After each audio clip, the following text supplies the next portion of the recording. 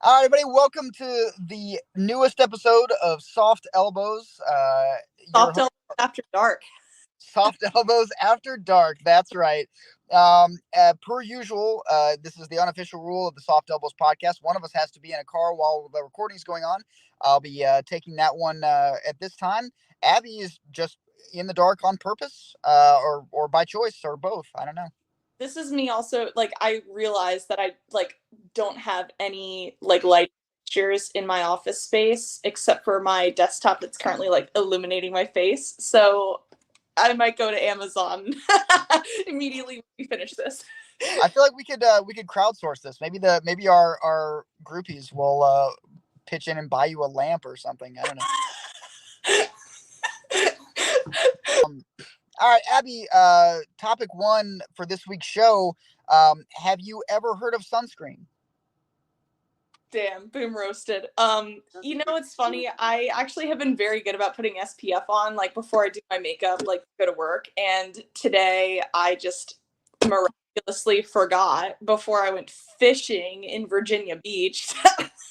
So yeah, that's my bad. I'm gonna not complain about it for 3 days because I created this problem for myself. But while you were down there, Uh-huh. I understand you got to lift at a very cool gym. Can you tell us a little bit about that? Oh my God, yes, I love East Coast Gold.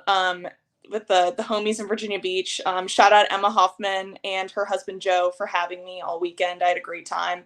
But no, East Coast Gold is great. I'm actually going to be doing the second installment of Come Train with Admin at blank gym sometime this week, and it'll feature East Coast Gold. So Nice. stay tuned for the content that I took from there. And they've got I don't know, one or two decent lifters down there, right? Like they got a couple people that maybe folks have heard of. Yeah, somebody has lifted a barbell at least once down Got there. it. All right, always a good thing to have at a gym. Yeah. Let's talk about AO2, which when this episode posts will be coming up in just a matter of days. It's It's Fort Worth, Texas. Abby, I don't believe I know I'm not going. You're well. I'm going to support some folks, but I'm not going to lift. Are you gonna be out there at all? Oh no, I will be firmly in Maryland. Firmly in Maryland, as Firm- opposed to loosely in Maryland, as you right. usually are. Okay. Can you tell me about you've done an AO series before, yeah? Yeah, several. All right. So tell me about your most memorable AO series experience and also your worst, because we love you at both your worst and your best, Abby, and we want to hear about both of them. That's so nice of you. That's tough. My favorite one, I feel like I've talked about this like 8 times. Probably the Arnold this year, because that was my first national medal. I snatched 91, and it was my first like big meet with my new. He's not new anymore, but my coach Freddie. And it was so much fun, and it was also my first drug test. So Mama, I made it. That was a really memorable time. Also, like the lighting at the Arnold is just like impeccable.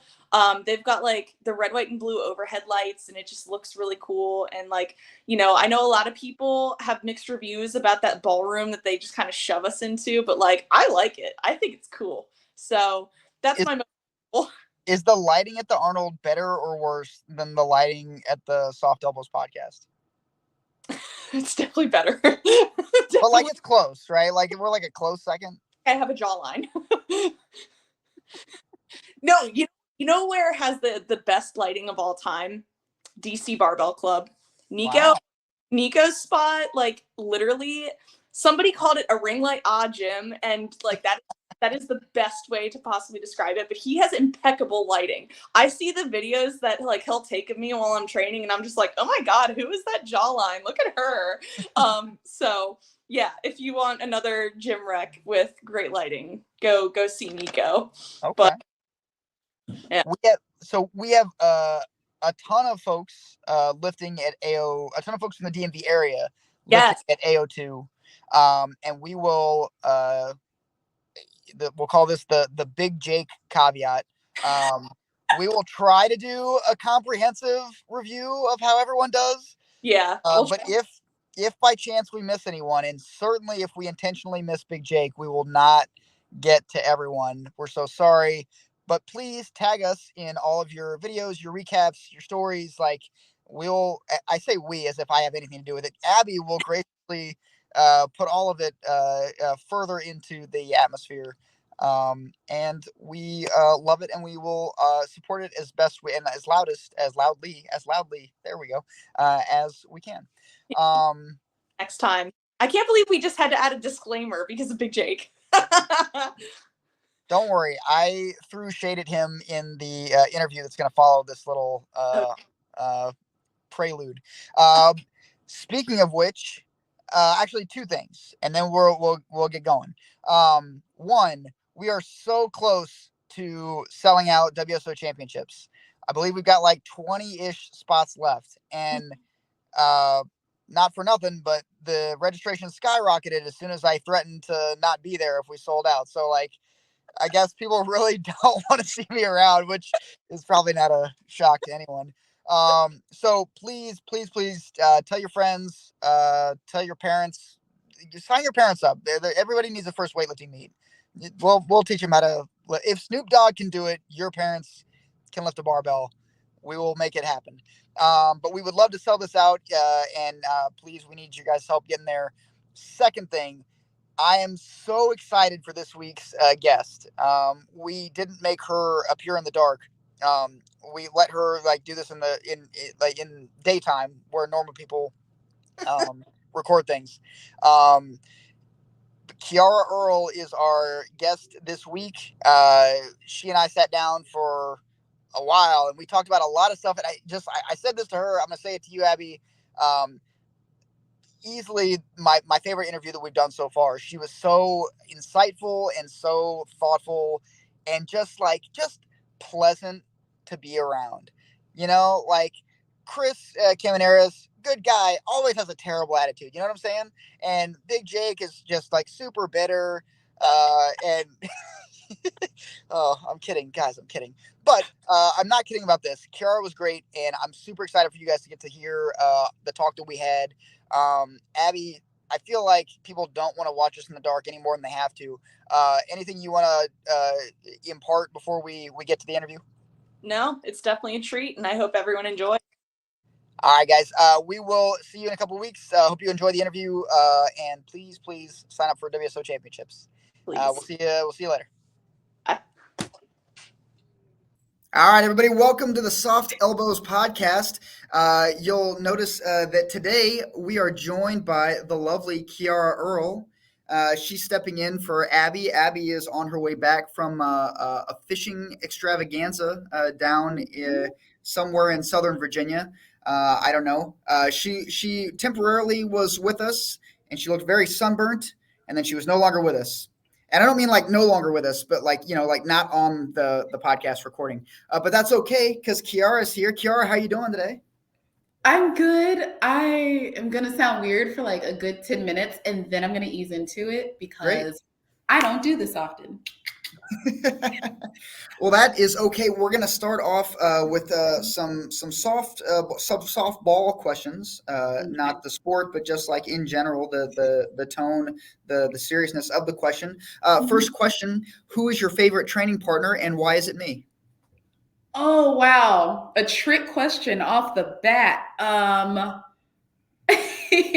So my favorite training partner that is not Steve, because that's never an option. Frankly, Kelly Nichols and Bianca Macias. Yes. I appreciate that there is a Steve is my favorite training partner category, and then everyone else is in the lower subset. No, frankly, it's do I want to enjoy training? Then it's Kelly and Bianca. Do I want to be good at training? Then it's my inner demons. So that's what we're working with here. And which of those boxes do I fit in? Am I one of your inner demons? Don't answer that. You're an outer demon. I am everyone's outer demon. All right, Kiara, there's at least like, I don't know, 3 or 4 people who may have never heard of you before. So tell us, tell us about yourself, your lifting odyssey, and what are you doing right now? Awesome. So I hate talking about myself. Glad I came on a podcast.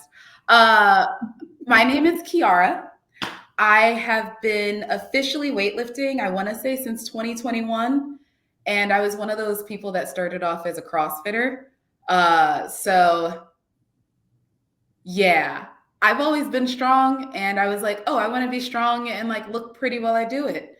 So I thought weightlifting could help with that, but unfortunately, my face like still does weird stuff when you're throwing stuff over your head. But yeah, so I've been weightlifting since 2021 in the DMV area. I think, yeah, that's all I got there in terms of weightlifting. In terms of like my life, is that what you want to know about? Yeah, no, absolutely. That's why we're here. This is not a weightlifting podcast. We're just here to learn about you. Aw, ew. Yeah, in terms of my life, I have an office job. I'm a proposal writer. It pays my bills. It's pretty interesting, and I get to use my head sometimes. But frankly, I just hang out with my boyfriend, my college friends when they have time to see me. I'm getting back into learning Japanese again, which is hard. That's a hard language, but I know more than I thought I did. And then I also like do personal training at Petworth Fitness. So we coach there. So I wanted to have you on the show for a couple of reasons. Yes. But one, I think that your journey thus far, anyway, in weightlifting is not dissimilar from probably the overwhelming majority of people. Where I think it's maybe getting more common, but is still pretty rare for people to just find weightlifting. Right? They oftentimes find it through CrossFit. And so I wanted to, first of all, where were you doing CrossFit? Where did you start out doing CrossFit? So actually, I started CrossFit in 2016. When I graduated college, I moved to Memphis as a Teach for America Corps member. And my big goal was to not get fat. I like to eat a lot. And as a child, I ate everything, and I would sit on the couch and watch cartoons. And so I was like, after college, I'm going to be less active because I'm getting a job and I won't be able to just like walk to the gym at whatever time I feel like it. So I thought I would get into yoga because I was entering teaching, and I was like, oh, I need something to like keep me active but calm. Mm-hmm. And then I saw someone doing like a weird workout in a warehouse, and I was like, what's that? So I started CrossFit in 2016, really enjoyed it. Steve, you and I are the same age, right? Yeah. Yeah, we're both 27. I'm 23. Whew. Oh, my bad. So sorry, I didn't mean to insult you. Yeah. But no, I say that because like, I think we grew up in similar times where it was, the boys get strong, the girls should just run so that they can get small. And so what I liked about CrossFit was it's really about your ability and your own like path. And so turns out I can get strong really quickly. Running a mile, not so much. So I really enjoyed it. And then when I moved to DC in 2018, I started going to CrossFit DC. And it was still a lot of fun. I needed it because, God, grad school took so much from me. And the only thing that I could afford that made me happy was CrossFit. You know that ice cream is super cheap. Like you can just go to a 7-Eleven and they'll No, I was like, oh, this can be my social time and my health time. Oh, okay. Like a healthy thing that you enjoy. Yeah. Got it. All right. I still ate a lot of ice cream though. As you should. But yeah, I did that, and it was a lot of fun. I still got better. And then that's where I met DC Weightlifting. Okay. And so I was first working with like Lance Larson as a CrossFit coach. And then when things started like opening up after, shutdown measures came down, he was like, hey, you're really strong and you know how to apply yourself. You should try weightlifting. And I was like, I'll do it if you help me. And he introduced me to Mike Choi and Chris Shepard and the whole team. And I fell in with them.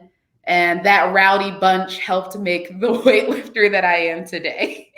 That's great. I want to go back to a couple things, but you mentioned, and yes, I don't, you don't have to say your age, but you put it out there that we're the same age, and it is possible. No, I'm 30.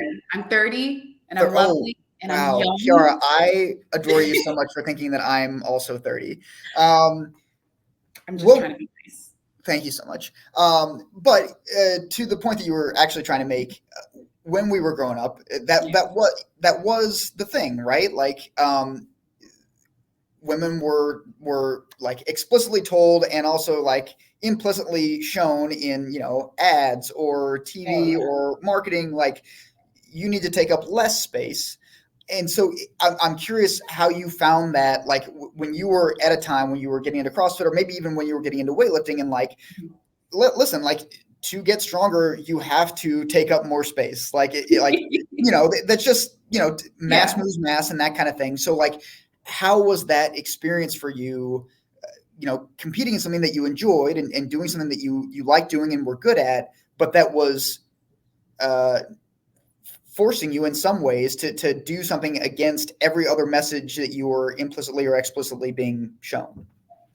No, I mean, Steve, it's really surprising how much of an insightful question you just asked, because it gets me to think that, like, when I started exercising, it made me realize that I didn't know how to eat either. Okay. Like, as I started to move more and I got hungrier, and I was like, oh, I need to eat more and able to do the workouts and the things that I have to do later. And so at first I was just like, oh, I need to eat. And so funny enough, and when I was still like training CrossFit 5 or 6 days a week, I would just eat Pop-Tarts all the time. Yes. I would eat them right before I worked out. And I was like, wow, this is amazing. I can eat all the Pop-Tarts I want. It was so bad. My fellow teachers were like, Miss Earle, you have to eat something else. We see you, and it's very disturbing. But yeah, no. So when I started working out more, I was hungrier, but then I was also like, wow, I don't feel that great working out. And I've been doing something for like 3 months. Why doesn't it feel better? And then that's when a coach just told me, they were like, what are you eating? Like, how are you fueling yourself for this workout?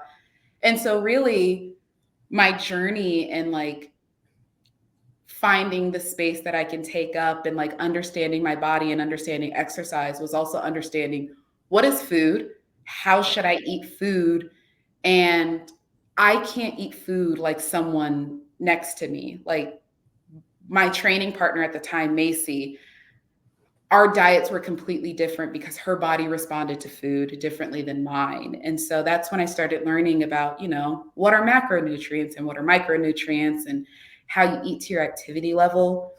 And frankly, like from CrossFit to weightlifting, it made me just realize how much my like childhood education didn't prepare me to be a healthy adult. Like they talk about the pyramid, but they really don't talk about, you know, what foods should you eat when you like need to stay fuller longer, or like what is a quick carb, and frankly, I can't talk about how I got competition ready without understanding like how I started from eating Pop-Tarts to now eating protein, enough protein where I'm like, oh wow, muscles get big. There's like a couple grams of protein in Pop-Tarts. Like there has to be. No, it's all sugar. It's like 76 grams of added sugar. Before we continue with actual important questions, what is your favorite Pop-Tart flavor? And there is a wrong answer. So the correct answer is that strawberry frosted is excellent. Okay. But the best flavor is strawberry unfrosted. Wow. Yeah, strawberry unfrosted with a glass of orange juice. Okay. Yeah. Why are you anti frosting? And by that I mean why do you hate America? I don't like I knew this is how this was gonna turn out. I don't know. For me, I have a sweet tooth, okay. but I also like texture. And I feel like the unfrosted strawberry is the perfect mix of good texture with good sweetness. Wow. And then like the orange juice throws in acidity there that just like brings it to another level. I I just like I like to imagine you like sat down for like 76 days in a row and you're like, all right, I'm gonna try a little bit different every single day until you came up with this precise combination of Pop-Tart snack. Yes. And you've done it apparently. Yeah. I'm And just glad you didn't say cinnamon sugar, which is, as everyone knows, the wrong answer. yeah, Um, that's awful. great. Okay. Well, I guess now that we've cleared that bridge, we can move No, no, on. no. What is your No, Pop-Tart flavor? so I actually like the taste of Pop Tarts with frosting. I know. But Wow. I would I don't know that I've got a flavor. The strawberry is a great flavor. Blueberry is a great Mhm. flavor.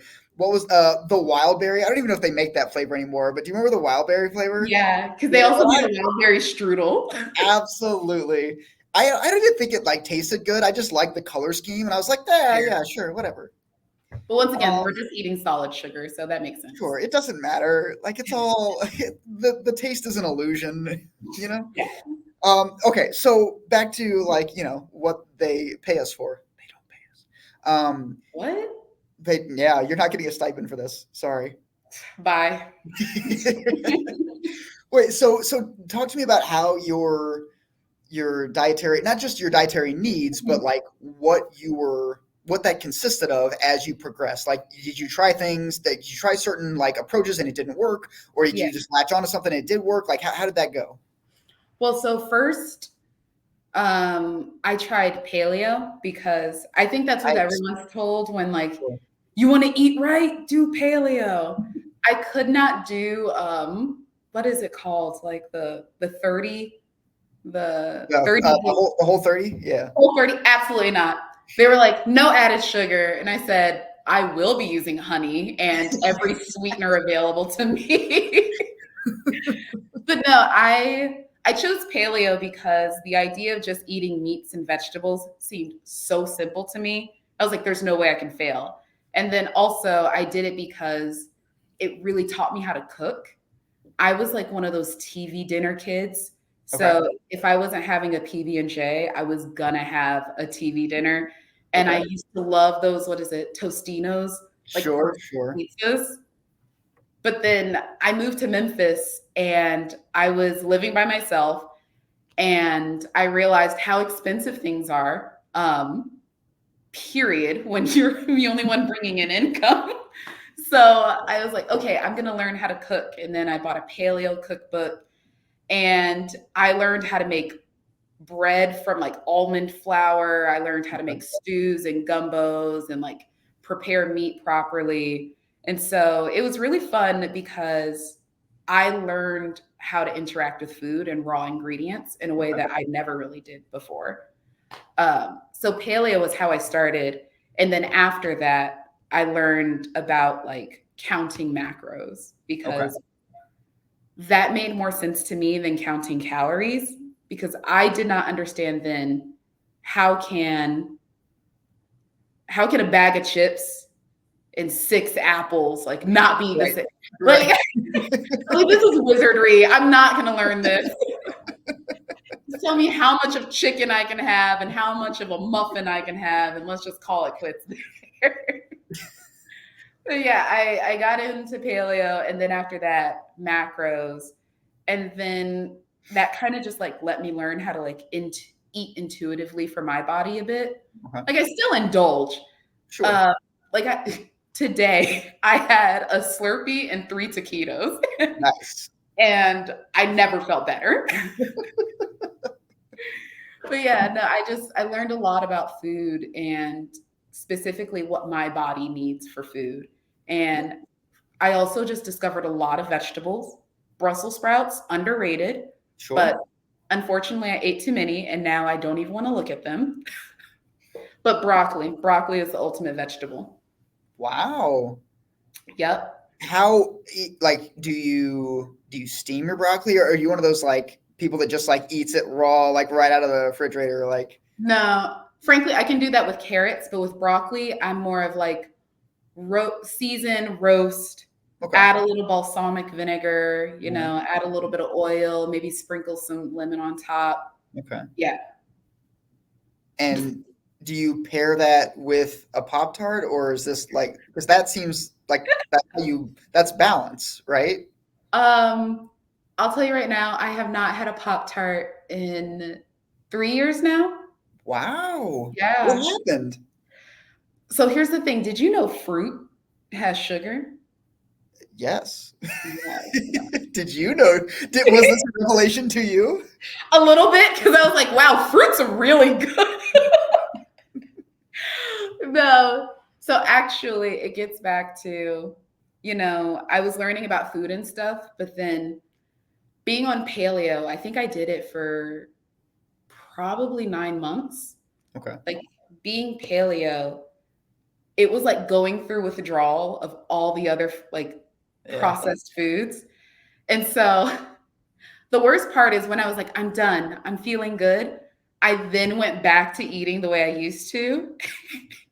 And you would have thought someone poisoned me. Yes, absolutely. And I was upset. I was like, I just want to eat 3 Pop-Tarts, Ben and Jerry's. I want to go to like McDonald's. But yeah. It's so I had a similar experience. I didn't do it for, you said 9 months? 9 months. I didn't do it for 9 months. I did it for 3 months. 3 months. And but even that, I had the same experience. Like, it made me gluten intolerant. Like, and please don't confuse what I'm saying. I still today eat gluten. I just like suffer the consequences because now, like, like it's like I have like a on a very small scale an allergic reaction, right? But like it's crazy that like your body doesn't want all of like the processed crap that we put in it. Like, and this is its way of saying like, no, we were good. Like, we didn't need to go back to that. We were just fine. It's like my body grew a biological self-esteem and was like, we've had trash. We've had low standards our entire life. And then we got something good. We're not going back. Yes. So, and yeah.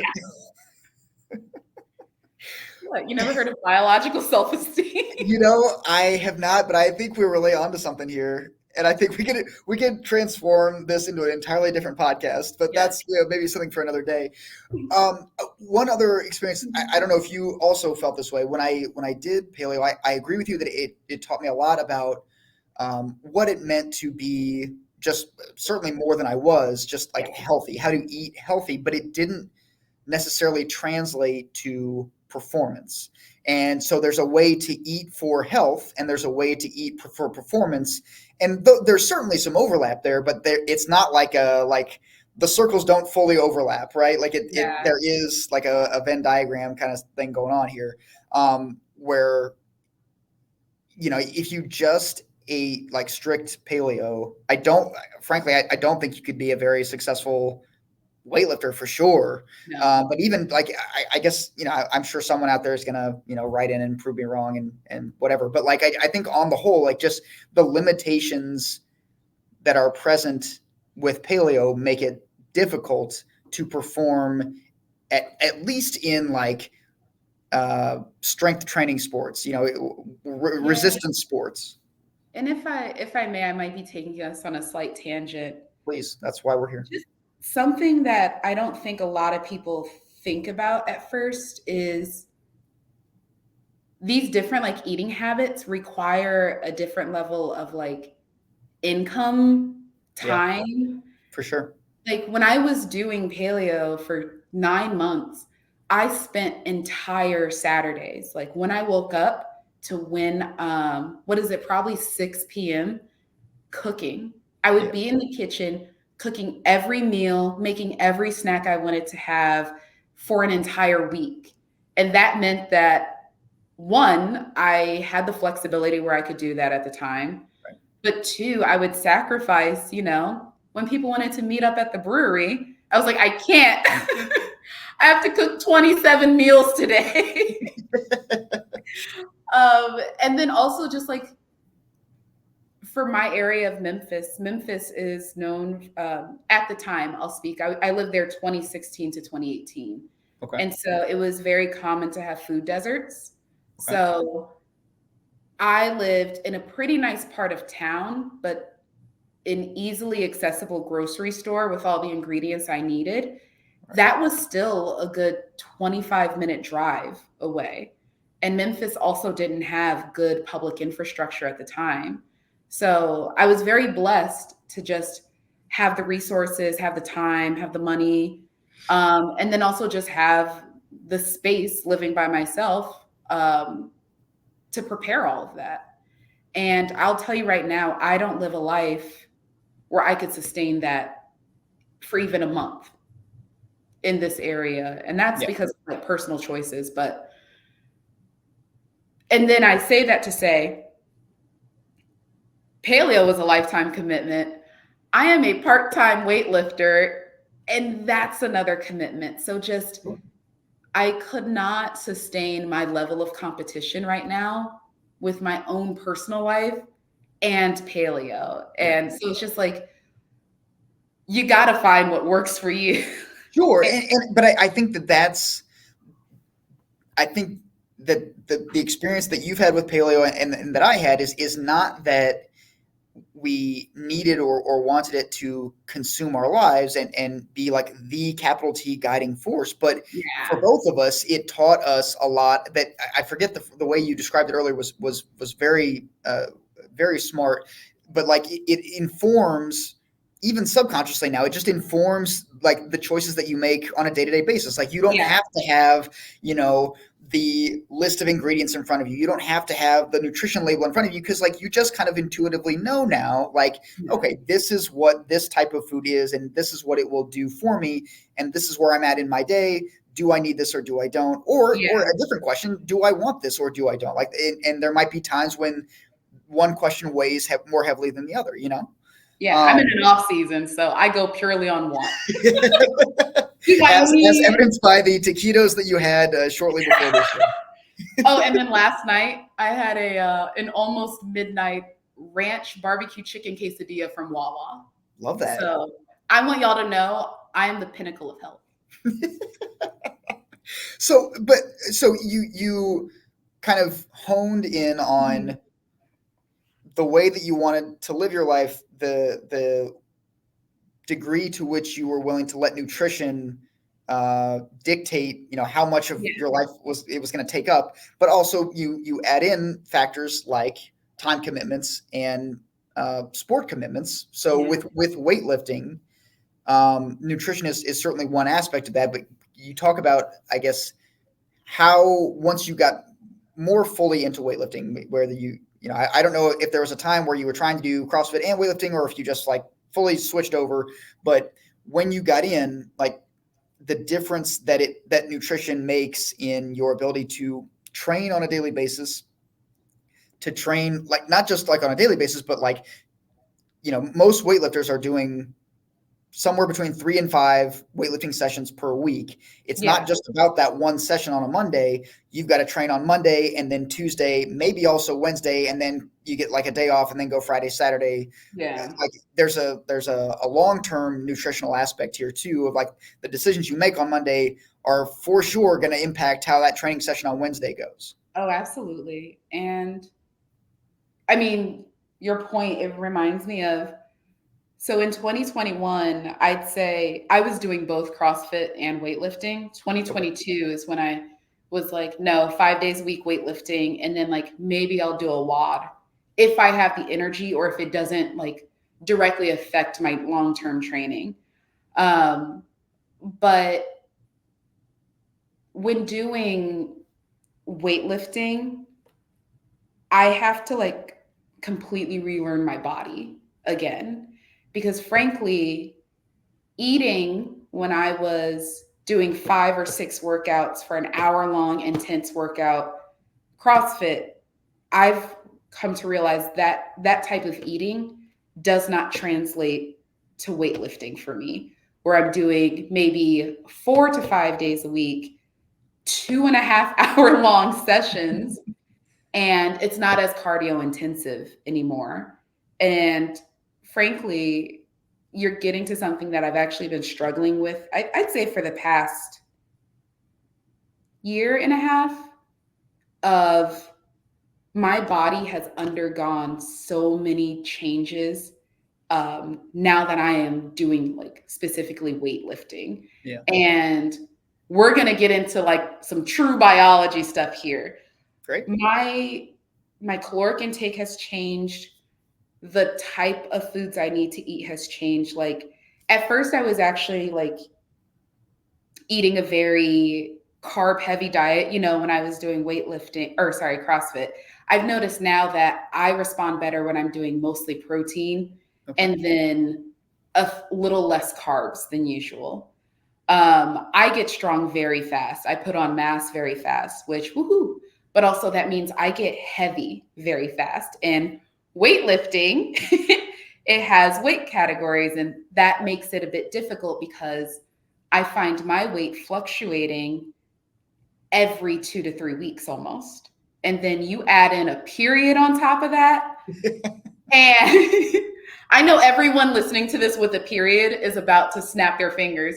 You add on a period on top of weightlifting and trying to figure out your nutrition. My body adds 1.5 kilos anytime that I'm on my period. Just it magically appears for like a week and a half and then it goes away. And that's hard when, you're trying to make weight for your next meet. Right. And when I was doing CrossFit, my body naturally sat at 78, 79. And without that, now I'm just doing weightlifting. Now I just sit at like 84 sometimes, but I compete as an 81. And I find myself every few months having to revisit, is this just my body changing now and this is where I am as a weightlifter, or is there something that I can tighten up in terms of nutrition? Sure.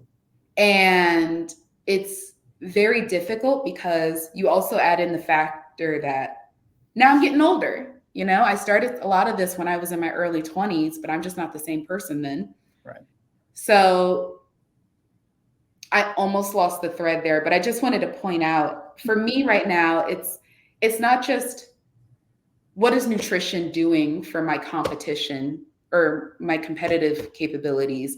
It's what is my nutrition now that I live a completely different lifestyle than I lived 3 years ago, on top of now that I train so much in strength building, my period has changed. And so some days my fatigue is so bad where getting out of bed is the accomplishment for the day. Yeah. And if I'm squatting, my 85% is just not going to happen that day because I'm like on day 2 of my period. But is that because I haven't been eating enough, or is that just the natural cycle and the flow and stuff like that? And then I'll let you interject in a minute, but people ask me, they're like, oh, do you see a dietitian or a nutritionist about this? Or have you gone to the doctor, asked? And I think that gets back to another level of resources. I can't afford a nutritionist or a dietitian at this point. If I can afford something, I use that on like PT and recovery. Yeah. And then I find now that a lot of doctors are still uninformed about athletic bodies. I had my annual checkup this year and my cholesterol was slightly higher. And she was like, you should probably just stop eating fast food. I'm like, ma'am, I'm training for nationals right now. I haven't had a fried food in 2 months. How dare you? Or they tell me like, oh, you should run more, or like you should get into exercise because your BMI is X, Y, and Z. And I'm like, I love BMI. I love. Yeah, it's just like, y'all, I need a specialist. And then finding a specialist is hard. And then finding one in network. And it's just like, as I've gotten more into competitive, like as I compete more in weightlifting, there are just so many more layers of my life that require attention and time, and then sometimes resources that I may not have at the moment. Well, and I guess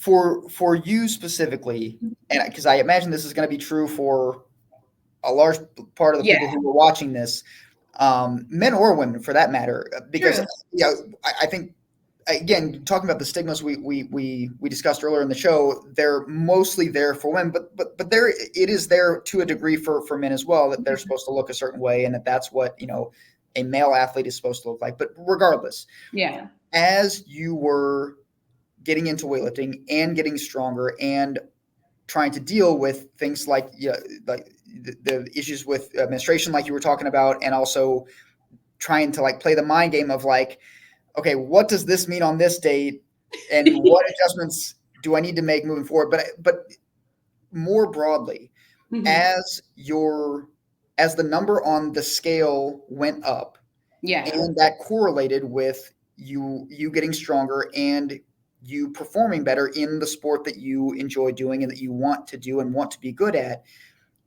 How was that for you, I guess, from like a mental and emotional standpoint of learning that both of these things to a degree need to go up at the same time? Because I for sure it was a struggle for me, and I imagine it on a much lower scale than it was for you, and I imagine for many other women. Yeah. If I can take a moment to say, wow, who knew you were so intelligent and you could Oh articulate yourself in such gosh, a polished manner? Wow. no. Um, I'll ruin it here in a minute. Just give me a few minutes. yeah, I'd say, also secondly, yeah, good for calling it out for men too. I want everyone to know, body image issues like that exists for everyone. Like everyone is like struggling with different expectations of their body, life experience or whatever. And yeah, I speak in mostly my context as, a young Black woman like now trying weightlifting. Yeah. And frankly, it's been really hard. Even when so I competed at my first nationals this year. Woohoo. We were gonna get to that. You ruined the big reveal. Like, all right, well, yeah, the Uh, surprise is out. Don't Kiara's worry, don't worry. I won't go into it too much. You can Thank save your God. little index cards. But I came up like, I had 2 cycles before that just to get ready. And as I was peaking, I was eating. I felt good. I felt healthy. I felt strong. I was sleeping well. I was performing well. I was even crying at my expected times. Love that. Crying is a big part of training for me. Absolutely. For everyone. It should Yeah, anyone who says that crying is not part of their regular training is fucking lying. I don't know. Everybody They're on does it. roids. I can't. Everybody. But no, so like, and that was one of the best like training blocks I've had going into a competition. And I PR'd at my competition. And frankly, everything on paper went well. But when I tell you that entire time leading up to it, I was like, I'm so big. Like, like my body just felt big in different ways, and like my arms felt bigger, and I loved it. I felt strong. But almost every day I had to like tell myself, you are not big, you are strong. Like, this is the physique of someone who's been putting in work. And it's like, you are beautiful. And I had to give myself a pep talk because I spent so much of my life being like, I should fit in a size 8. And if I can't fit in a size 8, I'm doing something wrong. And it's also wild for me because, frankly, these last 2 years, I've been at almost my heaviest weight, but my body composition over the past 2 years has changed in so many different ways, depending on what I'm training. So, I hear people talk to like a sports therapist. I would love to talk to one of those because, but no, I recognize that a lot of it now that I'm competing and I understand that correlation of the scale is going up and my lifts are going up. I'm getting stronger. That doesn't necessarily make it easier for my mind and my emotions to like catch up, but it does give me almost like the facts and evidence of you are doing right. Like you are doing what you need to do. And you're doing what you need to do for something that you want. Because let's be real, this is not my career. Right.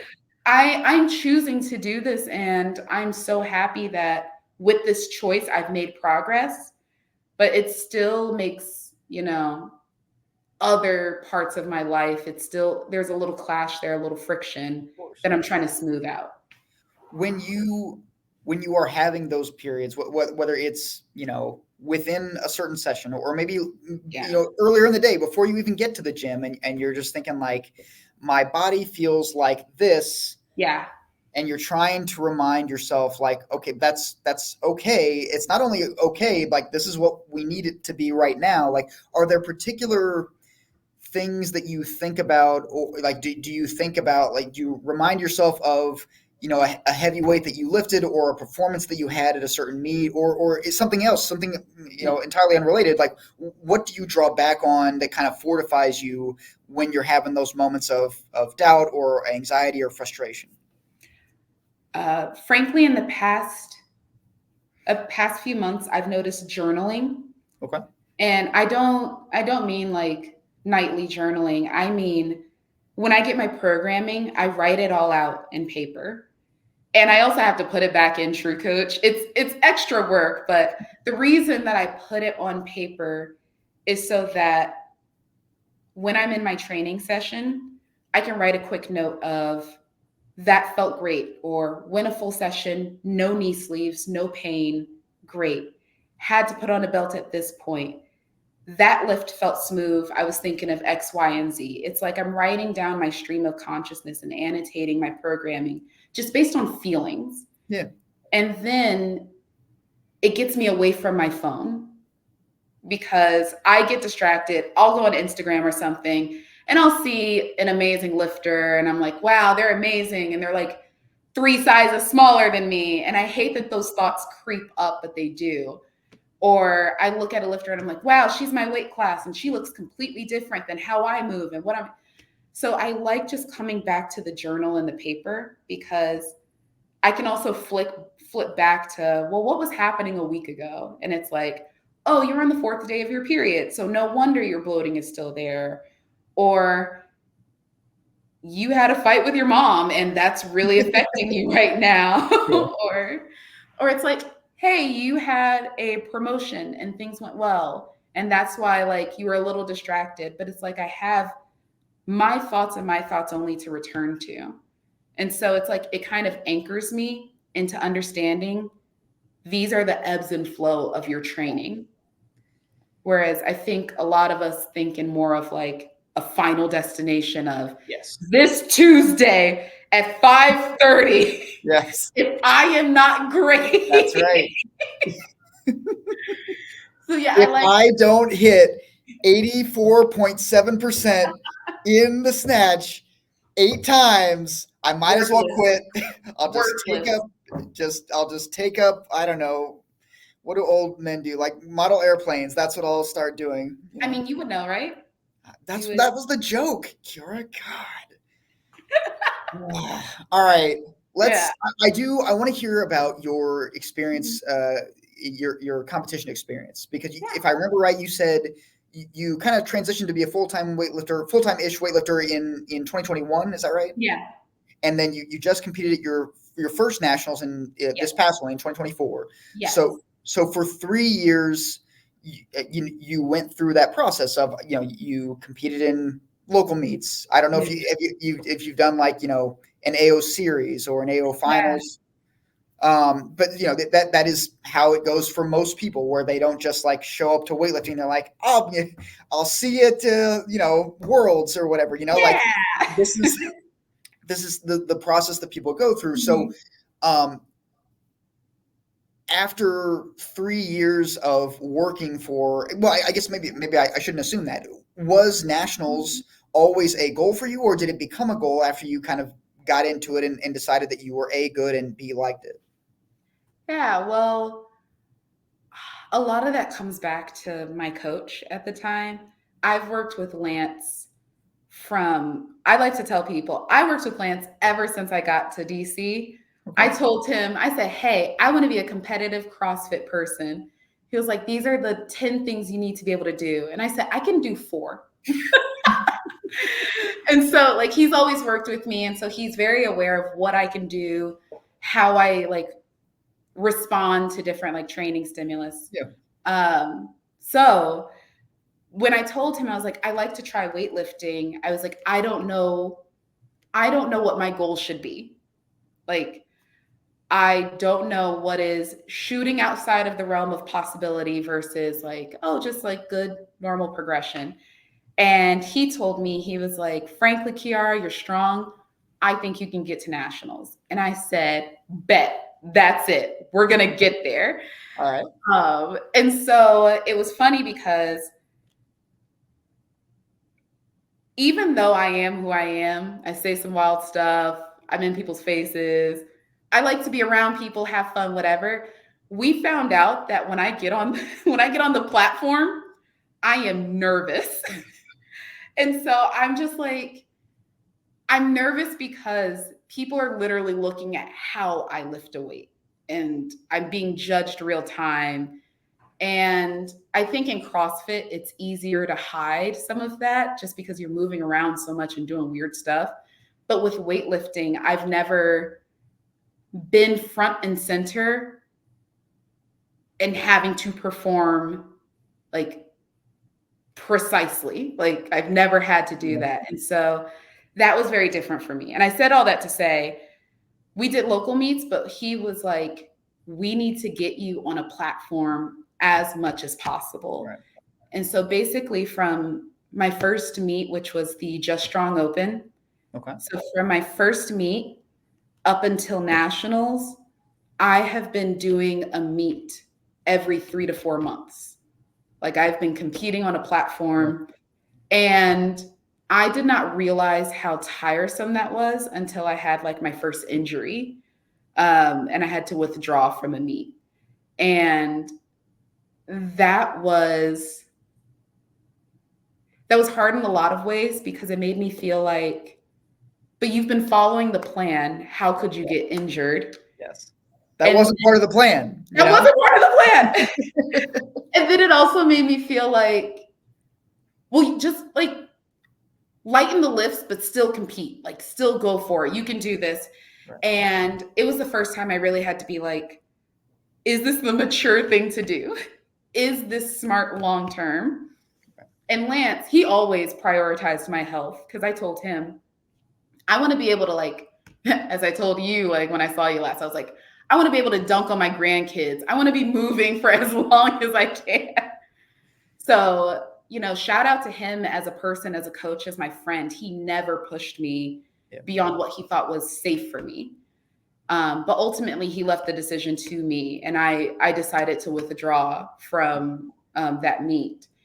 And I think that was really a turning point in my training because it showed me what it was to be smart, to be intentional, and to like just like overcome something that I hadn't experienced before. I've never had an injury when I trained. And we think I strained my quad in a way that I could not squat properly. And it was, very painful. I'm curious. I remember you talked about the plan, you know, injuries were not part of the plan. They're not. I imagine I hope everyone that injuries are not part of the plan, but like, I don't want to judge people. But, you know, I remember being a new weightlifter and, you know, especially when you're new to anything, that progress comes more quickly at the start and then it kind of levels off. That's just the way it goes. But I remember being tricked into thinking, oh, well, I put, you know, X amount of kilos onto my total in, this amount of time, I'll just keep doing that over and over and over again. And then, in 2.5 years, I'll be in the Olympics, like this is the way it's going to be. So I'm curious how you found that part of the plan. Like, were you more reasonable and intelligent than I was, which would not surprise anyone? Or did you have like a similar kind of adjustment that you had to make where, did you expect that it would take 3 years to get to nationals, or did you have to adjust that as the plan played out? I think for me, I went on vibes. I was just like, because frankly, when I started weightlifting, I didn't even know that masters is 35 and your competition age is the age you're turning that year, not the age you are. So I really wasn't aware of any of it. I just told Lance, I said, I want to get to nationals. I want to be healthy. I want to be improving, and I want to look great in how I move. And so I was like, however long it takes us to get there. And funniest thing was actually 2023, when I did Tough Temple, we didn't realize that I was 1 kilo away from qualifying for nationals that year or something. We were so close. And so I think that just shows we were never we knew what we wanted, but we were more focused on what are the building blocks that we should be putting together in order to get there. Yeah, it was more process oriented than. Yeah, thank you. We were I take my thank you back. Yes, we were process oriented. We wanted to really focus on the journey. Right. And we knew if we were going to get to the destination. And I said earlier, I said it took you 3 years to get to nationals, as if that was like an absurdly long time. Like the amount of time it takes for people to get to nationals is it doesn't matter.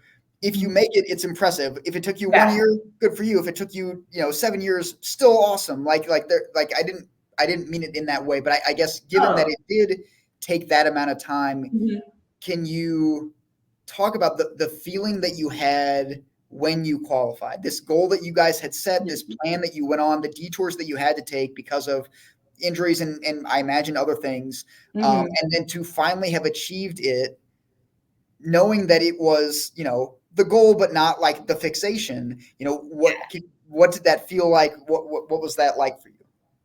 Yeah. And also I took no offense to it because I was like, I don't know how long people take to get anywhere. I'm new.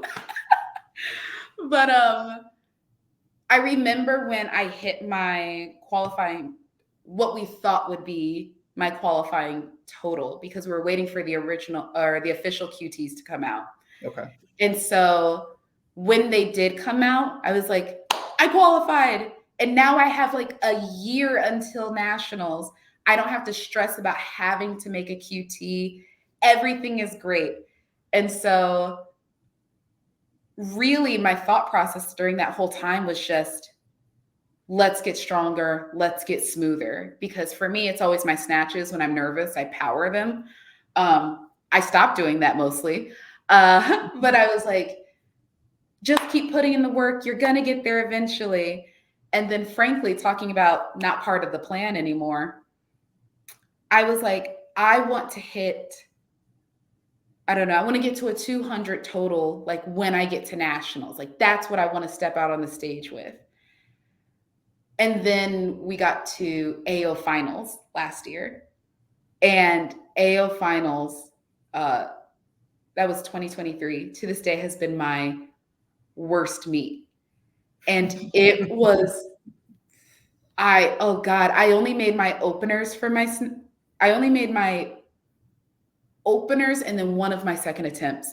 Frankly, I try not to think about that time too much because it makes me sad. But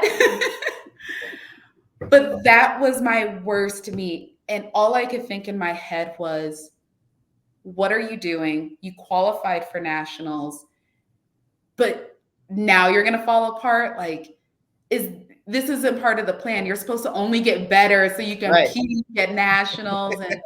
And then it was the weirdest thing. I was like, everyone's disappointed in you. this is not what anyone expected of you. And I was so in my head of like, now, like, you're not as serious, or like, people are just going to expect you to flop all the time. And that was the first time when I've been weightlifting that I thought so much of, what are people thinking about me and what are people expecting of me when I step on the platform?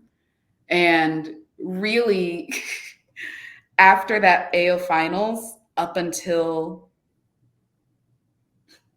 nationals, I really didn't like it when people called me strong. People were like, man, Kiara, you're a rock star. And I was like, don't talk to me. I am not worth your time and attention. It was really difficult.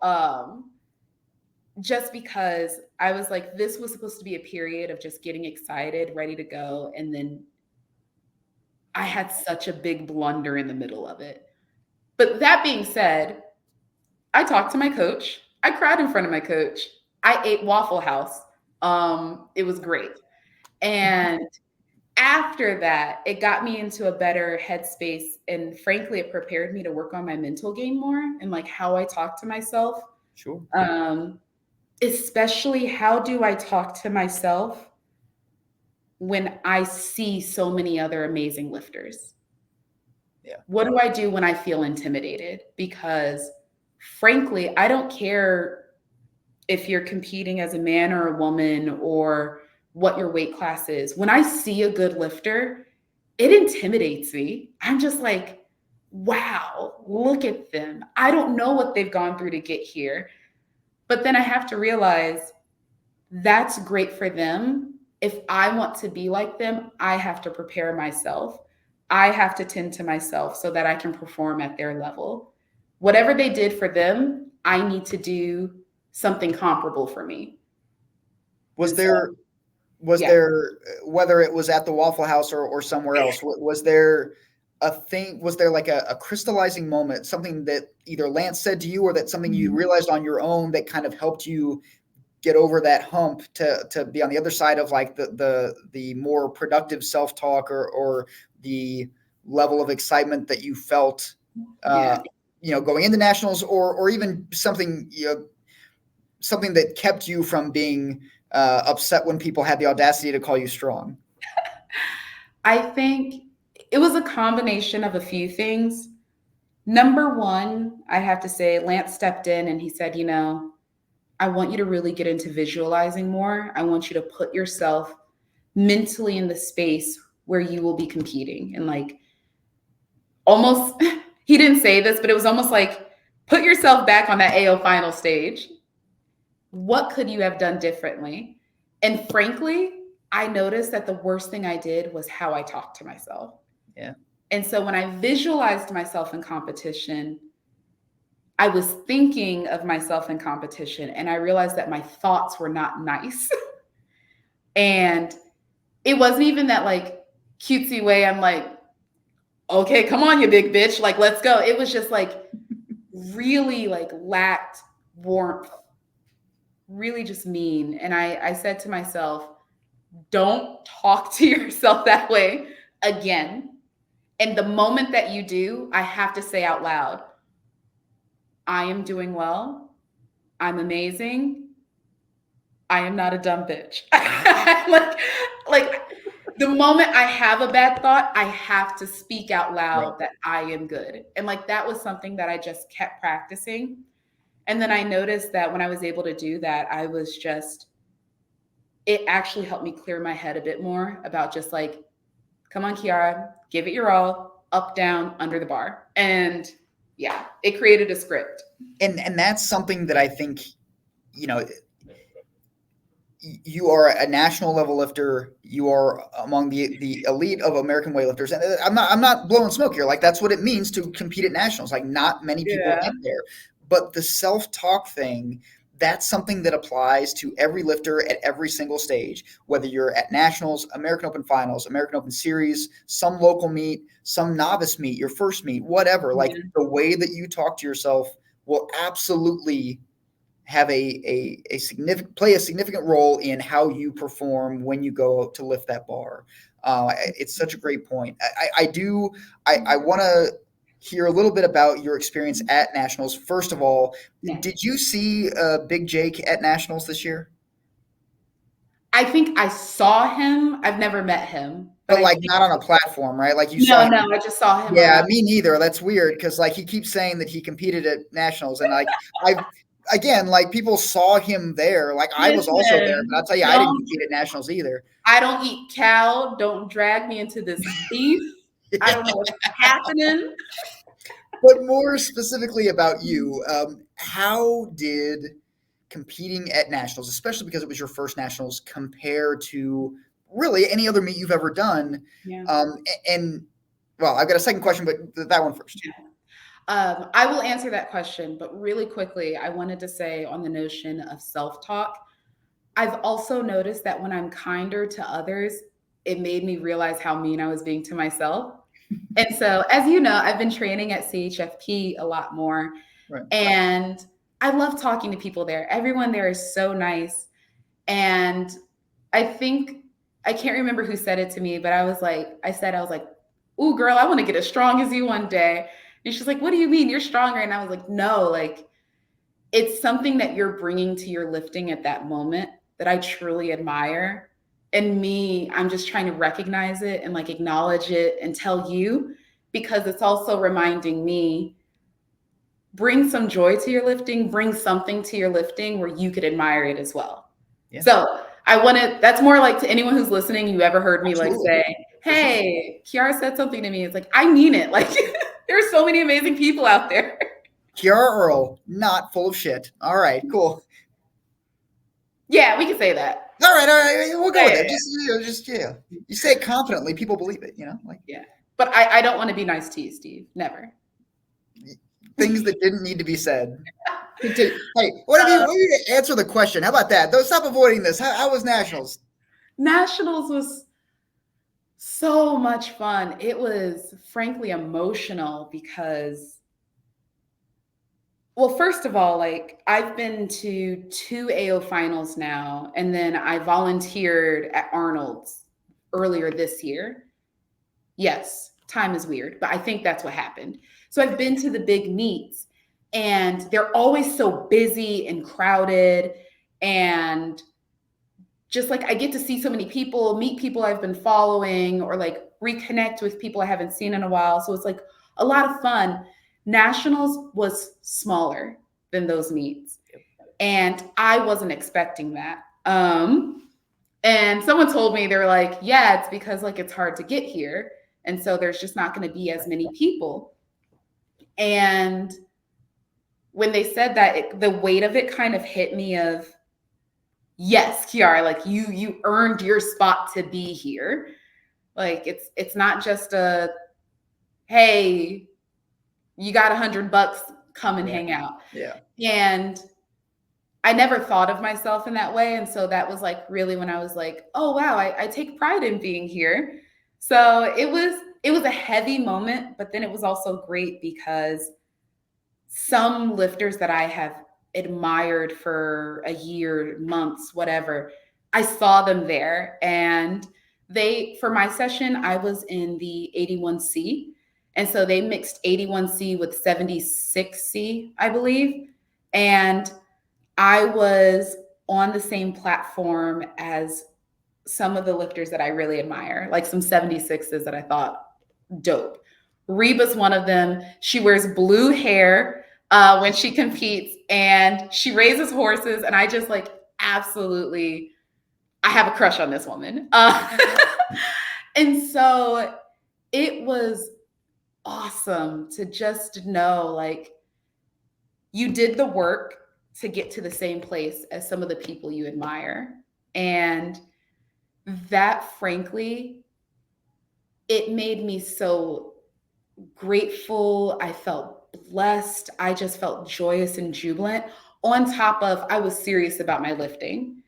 And I was just so emotional because I remember when Lance was like, we're going to get you to nationals. And as I kept competing and I understood like what it means to be able to get to nationals and how much of a big deal that would be for me, I I was just goofy smiling the whole time. Even when like I missed my first snatch, which was wild because I was like, ooh, not part of the plan. But no, it was awesome. And then the last thing I really wanted to highlight is, God, I have to be nice to you again. Seeing people like you and Chris Comaneres and, you know, all the people from CHFP that were competing there too. And then just like knowing that there were people that wanted to see me and wanted to see me do well and wanted to see me have fun. That meant so much. And my boyfriend Matthew, he is not familiar with weightlifting outside of just watching me. Yeah. So like knowing that he hopped on a plane after work to make it to competition to see me.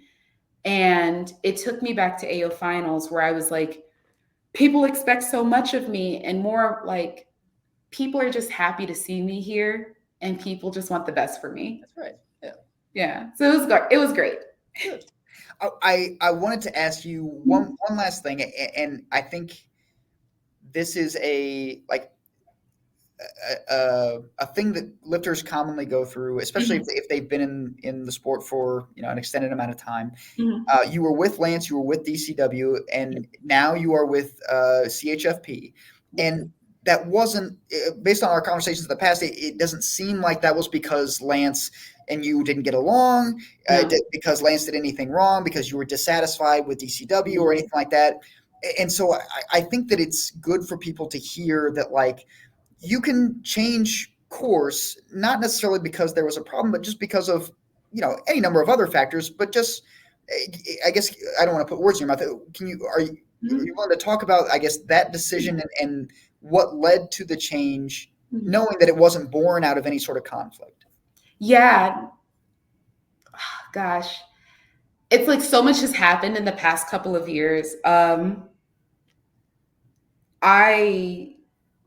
realize my life is just changing in the best ways. Like I told you before we hopped on, I just cleared out my DC apartment and moving in with Matthew, and we live in Virginia, and that affects a lot of just like my day-to-day life. But it's also like, I've been working with Lance for so long, and he understands like how I respond to training. I understand what I can expect from the programming he gives me. We accomplished our goal together. And I just felt like that was such a natural, like, ending to our time together in this capacity. Because he's still my homeboy. I'm going to call him up and bother him. But like, it felt right. And it felt like you're in a good place to try something different. And so I'm like, what works best for my life right now? What works best for my health, my relationships, my work life? And I found CHFP and I started group coaching there, and it's a good environment. And so I guess it's like, I just figured out what did I need at this moment. And that kind of informed, which training facility I'd be at and where I see myself in the next year or two. And that was a hard decision because I consider myself like loyal to the people that matter to me. And I had to talk myself into, just because you're ending this coaching relationship does not mean that you're ending this relationship. Right. And it's like, you just have to do what's best for you at this time, because ultimately I have to live my day-to-day life. And if I'm not happy, or if I'm too tired at the end of the day, I don't think I'm really living a quality life. Yeah, absolutely. Yeah. Absolutely. Kiara, listen, between you and me, don't tell Chris, don't tell Big Jake, definitely don't tell Kendrick. This is my favorite conversation thus far. And I have many other things that I would love to talk to you about. Maybe you'll be our first two-time guest. We'll see. We got a lot of people trying to get on the show. But thank you so much for talking to us. You did tell me you are competing at WSO Championships. Yes, I made the bad decision of going to Europe, drinking all the beer I could take, and then saying, yeah, I'll compete in about a month. Yeah, you will. And you're going to have a great time because it's going to be a great meet. There are only, I believe, like 20-ish spots left. So Kiara said that she is going to, was it a skit you were going to perform if we sold out? Is that what Oh, you said? no. It was a tap dance routine. No, Kiara will finally take a swing at Steve if we sell out. Dude, He's listen, been holding back. I actually think this is a good marketing strategy for DMV weightlifting because the last show we said I would like if we like got X number of people to sign up, then I would just not be there, and then we had a surge in people who like signed up. Like maybe they were related, maybe they weren't, but like I think like you threatening violence against me is probably going to get more people in the door. So like again, we're like 20 slots away. Tell your friends you want to see Kiara throw a punch at me. I'll take it. That's fine. I definitely deserve it. We all know that. I hope you have a good place to go to. I hope you have somewhere you're loved. Well, Kiara, thank you so much for coming on with us today. And to everybody else, we will see you back in a couple weeks. Yay! Thank you.